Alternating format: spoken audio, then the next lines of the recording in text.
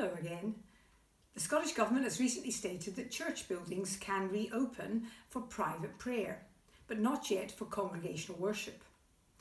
You may wonder why some churches are opening while others remain closed for the meantime. This is because guidelines have been given to us by the Scottish Government and by the Church of Scotland to assist us in the path towards a safe reopening as part of the easing of the lockdown. The planning team from our Kirk session are now working through this guidance, which includes a risk assessment. We're not yet in a position to make a decision about the exact date for the reopening of St Cuthbert's building. This week, I'd therefore like to adapt a message that's been shared across various churches about private prayer. The message is highly relevant at this time when we get the message that we can actually open for private prayer, but we may not all be doing it. We could now open this church building for private prayer, but we won't.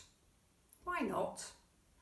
Because once we open the building, whether for individual prayer now or for congregational worship later, this is what we will have to do.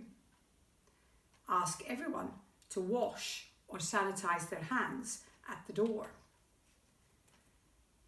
Ask everyone to wear a mask.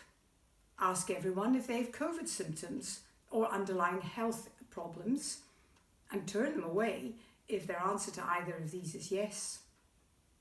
Tell everyone which seats they are sitting in to sit in, and advise everyone not to sing. Make sure everyone leaves by a different door from the one they came in by, and then clean and sanitize every surface we have touched. Alternatively, for private prayer right now, we could sit in an armchair at home with a cup of tea. Sit in the garden watching the birds, walk along the seafront listening to the breaking waves, and talk to God just as easily.